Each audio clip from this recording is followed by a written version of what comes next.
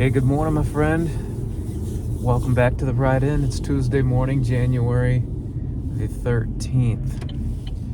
And today, I want to talk to you kind of about the opposite extreme of what I talked about yesterday. And I want to talk about when to quit. When to quit. What an odd topic to talk about as a Christian. And I got to tell you that for just kind of growing up in Christianity and hardcore independent Baptist fundamentalism, where I went to Bible college, we were taught, if we were taught anything, we were taught, don't quit. You hang in there, and there's just something to be said about a person that doesn't have quit in them. They just they persevere. There's a resiliency. It's just a quality that is so important in the Christian life. And but I want to help you see an aspect of quitting isn't the best word for it, but one of the best books I ever read was by Christian psychologist Dr. Henry Cloud. It's called Necessary Endings. And it was instrumental in my life. I probably maybe 4 years ago I read it, something like that, and it was really at a stage of my ministry where I was involved in something, specifically the youth ministry, and I'm not trying to superimpose my story on anyone else. You've got to do what God wants you to do, but Brother Luke, our associate pastor, our youth pastor, he had been back from Bible college for a few years, and he had been faithfully serving, helping me in the youth ministry as I was the youth pastor at the time. And it just, the Lord was making it very clear to me that for what was best for our church, it was time for me to focus my attention on other things. And God knows my heart. I love those teenagers, and I just, it was very difficult for me to not to give up on them, but to have to move my heart's affections and energy and resources from them directly to something else. But at the same time, for many years I'd invested in the teenagers, and that's why we had a Brother Luke. I'm not saying because of me, but because of myself and others who had invested in our young people. That investment had brought about people who are capable and equipped and mature enough to be able to assume that role, so that the mission of the church could continue to go forward and to grow. And there were other aspects of the ministry that I needed to focus on that time, which specifically was the young adults, and that was those people that I had worked with all up until that point. Now they're graduated, and I'm gonna let this guy go by me. I think he's running late for work or something. He should have gotten up a little early. I'm not in a hurry, so go ahead. If you're gonna ride my tail like that, I'm just gonna let you go around me. I don't trust anybody like that. So anyway, that's off the subject here. But so that book was very helpful to me to understand that there are times, necessary endings. There are times where something needs to end so something else can begin. And it may not necessarily be the ending of a particular aspect of something, an organization, a mission, a church, a ministry, but it could be an ending of your involvement in it. And that was something that a light bulb had to go on in my mind, because it was so ingrained in my mind that you don't quit anything. You don't stop anything. You always keep on. You keep on till the end. You never quit. And so, on the other hand, that's just one area of ministry, and I think that decision has proven itself to be the right decision in time for our church. We're all finite beings, and this is why we need to train and teach and help. But so in life, though, there are times where we're never quitting the overall mission in and of itself.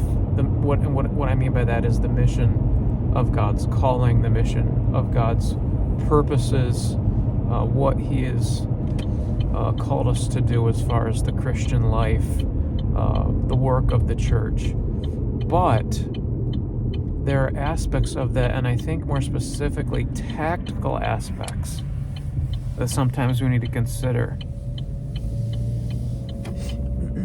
I was reading again in Jocko Willink's book on leadership and strategy and tactics, how, again, in the military as well, they're taught so ingrained in their mind, don't quit. And some guys will, he was talking about these missions where there were, it was a kind of a practice situation simulated where they were taking over buildings, and these leaders would just keep sending these guys in to die, and then just say, give me two more, give me two more, give me two more, and so you got these dead bodies all over the place, and sooner or later the people overseeing the training was like, what are you doing? Well, we don't quit. We've got to fulfill the mission. He says, you got to understand that your strategy isn't working.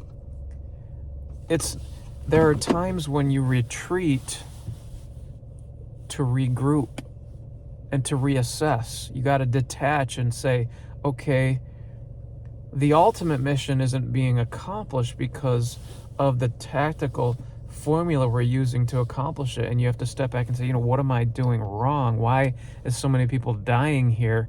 Why are we failing and failing and failing? And if we're not willing to humble ourselves and step back and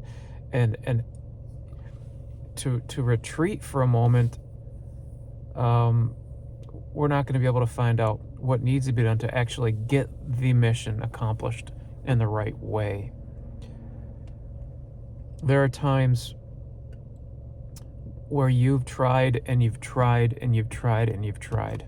And I talked about yesterday in terms of church life and the attitude, the default attitude we should have about this is a family. We burn the ships, we don't turn back.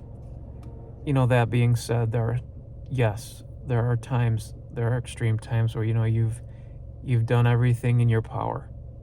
Maybe it's a relationship with somebody. You've tried to reach them. You've tried to connect. You've tried to bond and to find healing. And maybe you don't ever give up in the sense of praying for, but maybe in a practical sense, you get to the point where, it's time to cut ties. And there's a portion of that book I mentioned a while ago where you have to understand there's a time where you get hopeless about something because you've tried everything. And you have to make a very difficult decision. It's time to move on. Something needs to die. Sometimes something needs to die. Sometimes churches need to die.